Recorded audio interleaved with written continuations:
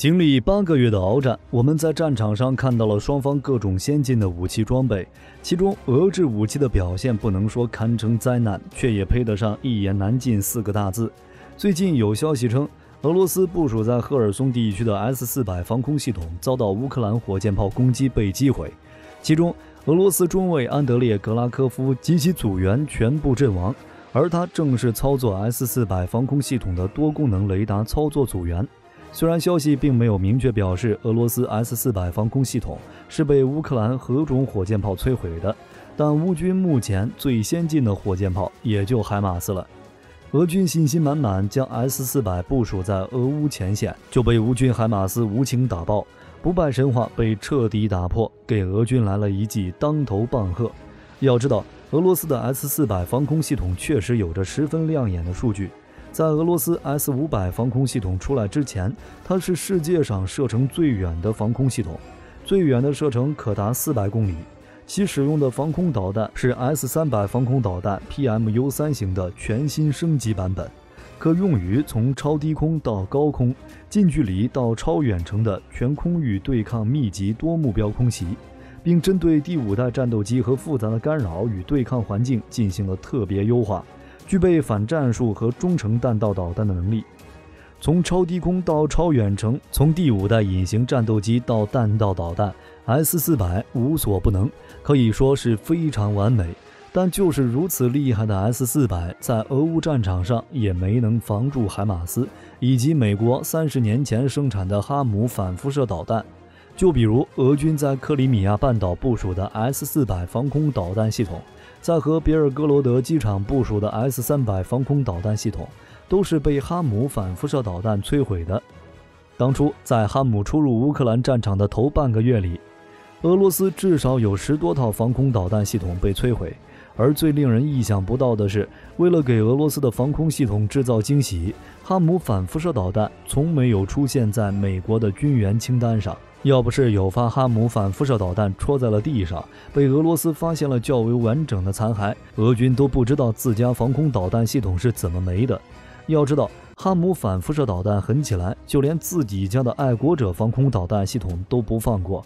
那反辐射导弹又是什么高科技产品呢？反辐射导弹也叫反雷达导弹，是一种专门根据无线电电磁信号来攻击信号源的导弹。这里的无线电电磁信号来源包括雷达、各种通讯设备，或者是进行电磁干扰的发射装置。说通俗一点，就是专门用来打雷达的导弹。和其他攻击军舰、飞机、坦克等武器目标的导弹不同，反辐射导弹不是依靠雷达、红外或者卫星导航、惯性导航来制导，而是根据目标雷达发射的雷达波信号来进行精确制导，就是直盯着雷达信号的来源而去。只要雷达开机工作，就会不断发出雷达波信号，相当于是雷达自己把反辐射导弹引来的。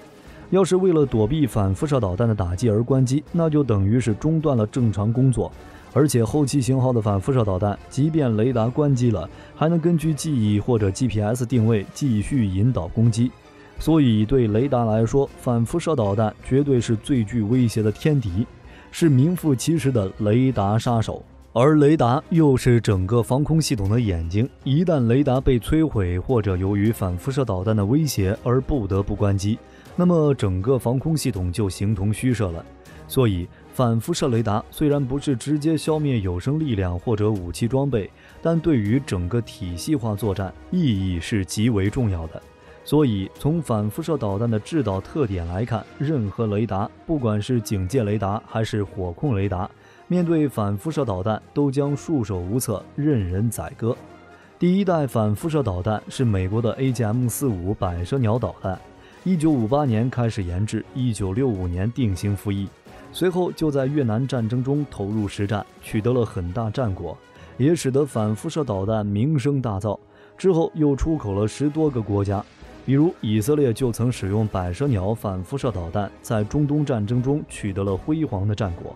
最终百舌鸟导弹在1992年停产退役，总产量超过 1.8 万枚。而在俄乌战场上，乌军使用的 AGM-88 哈姆反辐射导弹已经是第3代产品，1972年开始研制，1983年定型服役，而且还在不断改进。目前使用的都是2001年以后生产的 C 型、D 型和 E 型。其实很多后期型号都是利用库存的早期型号 A 型和 B 型弹体进行升级的。至于援助乌克兰的型号，应该是 C 型和 D 型，因为美国也担心最新型的 E 型要是完整的被俄军缴获，可能会泄露最新的技术秘密。而 C 型和 D 型性能比 E 型也差不多，所以美国援助 C 型和 D 型的可能性最大。7月中旬的时候，俄军在乌克兰南部赫尔松地区准备用来替换 S-400 防空系统 96L61 雷达的 Parrot K1 型防空雷达被摧毁。当时俄军的雷达阵地距离乌军战线至少在120千米以上，这显然超过了援乌海马斯的射程。而在美国宣布提供哈姆导弹之前，还有人认为乌军可能是使用无人机攻击的，但现在基本上可以确定，打掉 S-400 雷达的就是哈姆反辐射导弹，而且很有可能是哈姆导弹在乌克兰的首战。而美军和乌克兰之前对此都三缄其口，就是为了确保哈姆导弹在实战中使用的突然性，使俄军更加毫无防范。但问题来了，乌军是如何发射哈姆导弹的？要知道，哈姆导弹是美制导弹，需要载机装有专用的接口，以及匹配的火控系统和航电计算机，最起码也要像美军 F-16C CG 型战斗机那样安装 AN/ASQ-213 吊舱。但这款吊舱同样也需要载机装有 MIL-STD-1553 电子接口，而且加装 AN/ASQ-213 吊舱的改装工作也很复杂，不是轻易能够搞定的。尽管已经有消息，美国准备向乌克兰提供 F-16战斗机，并正在帮助乌克兰训练驾驶 F-16的飞行员。乌克兰也公布了会有乌军机徽和涂装的美元 F-16的海报，但乌克兰的 F-16投入实战还需要10日。而且乌克兰空军装备的主力机型主要是米格29和苏27，都是苏系战机，都不可能安装和哈姆导弹匹配的接口和航电计算机。就算是波兰援助的米格29经过了改装，可以发射一些西方武器，但也不能发射哈姆导弹。因此也有人大胆设想，乌克兰很有可能将哈姆反辐射导弹改装成地面车载发射，因为这比改装战斗机要更加简单。过去以色列就曾经将第2代的反辐射导弹 AGM-78 标准导弹改装成狼式车载导弹，加上乌克兰在这次战争中也有过将英国的硫磺石反坦克导弹从机载发射改为车载发射。虽然反坦克导弹的技术要比反辐射导弹的技术简单，但也说明了乌克兰至少是有这样的思路和实际改装经验的。那么，是作为俄罗斯第2代中远程防空系统的 S-400太弱，才导致俄军基地被摧毁的吗？与前一代的 S-300防空系统相比， S-400具有更长的射程与主动雷达导引寻标器，号称可以摧毁巡航导弹和弹道导弹，其性能可以说一点也不弱。要不然土耳其也不会直接与美国硬刚，执意要购买俄罗斯 S-400防空系统，最后还遭到了美国的严厉制裁，将其踢出了 F-35战机生产供应链。而且不止土耳其青睐俄罗斯的 S-400防空系统，印度也是俄罗斯 S-400防空系统的买家。去年，印度空车在旁遮普地区就部署了首个 S-400防空导弹系统中队。对此，有人可能会有疑问：俄罗斯 S-400防空系统被海马斯和哈姆导弹轻松击毁，土耳其和印度当初是不是被坑了？那俄军要是换装 S-500，能不能挡住乌军海马斯和车载哈姆的进攻呢？